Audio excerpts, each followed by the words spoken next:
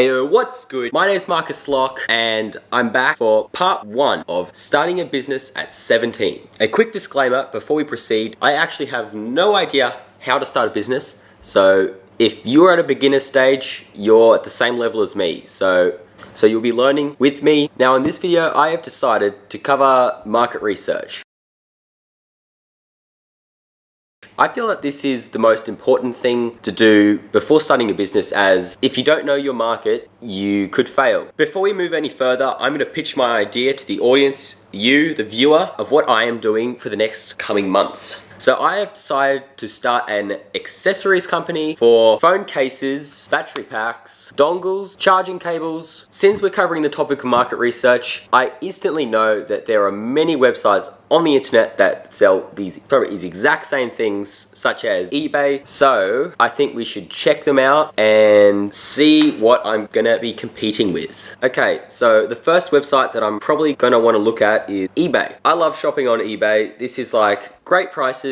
I always get my product. There are still flaws with eBay. For example, if you have a problem with a product, it is quite easy to get a refund. However, if you need to get a replacement, the waiting times are next level. This is like not acceptable, and I feel that my business could potentially outcompete with that and offer a much lower time frame for your issue to be resolved, refunded, or replaced. Say I wanted to look for cases. You can see, look, first thing a lot of people do is go price, add postage, lowest first. You just want to get, a cheap case. Well, I like the look of this case. It's $1. Okay, well, let's select the color. And the compatible model. Would you look at that? It's actually $3.25. This is one of the big flaws of eBay, which I feel is a pretty big problem because it lures you in and you're not getting what you asked for. Next website, let's just type in phone accessories and see what comes up. Straight off the bat, we get some actual retailers. I love buying stuff from physical shops, as you can see what you're buying, and it comes with a peace of mind that if it doesn't work, it breaks, you can just take it back and get your money back or a replacement. We've got JB Hi-Fi, eBay, Mobiles app. Let's have a look at this one. That's a very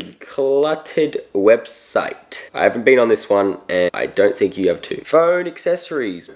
Case and cover, TPU case, it's really narrowing it down. When I go on eBay and other sites looking for phone accessories, I like to just get everything. Maybe narrow it down just by price, and you kind of just keep scrolling and you eventually find the one you're looking for. This is a bit more exact, not that one. And who goes to the second page of Google anyway? Just what we looked at there, I still feel that I have a shot at making a couple bucks here and there and eventually building up to the business that I'm dreaming of. Okay, so as we saw before, there's online and there was actual shops. Creating a business online and versus a physical shop, I'm sure are quite different. So maybe in future videos, I will cover on how to create an actual shop, but in the series coming, I am gonna just show how to do it online, and hopefully it goes ahead well. The next thing we want to do, find a name. This is really important, and the number one thing you want to make sure is that you can get the .com extension at the end. This is really important, as someone else could come along, get that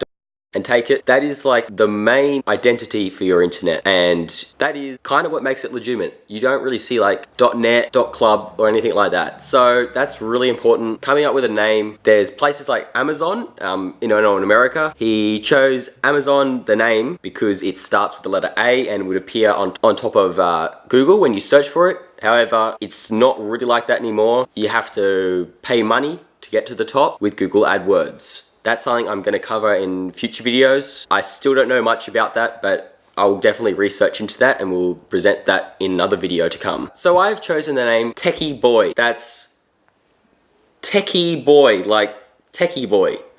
It took me a while to come up with, but it kind of came down to my older brother. He kind of teases me a bit, it's alright. And he calls me Techie Boy because I'm always into the latest gadgets, and not this yet. I've always been into gadgets since a young age, and I've kind of gained that name within my family as the Techie Boy. So another thing I've heard, there's retailers and wholesalers. You got to choose. So a retailer kind of just sells 1 or 2 items to a customer. A wholesaler will sell a whole ton of them. So a retailer will sell a small amount of items for a larger profit margin, whereas a wholesaler will sell a larger amount of items at a smaller profit margin. And that can equal the same, but there are risks of being a wholesaler as you may be left with a shed full of stock that you can't get rid of. And then a retailer, you might get a big demand for items and run out of stock and not meet demand from your customers. So as I'm making an online business, there's multiple sites you can use to create this business. Another thing you could do is create a website from scratch, HTML5 coding. I know how to do that. It's just very time consuming, and I feel the product you can get from Squarespace versus HTML is a lot higher of quality in comparison to each other. So now that we know what we want to sell, our competition, how we can be better than them, whether we're going to be a wholesaler or a retailer, whether we're going to create our website with a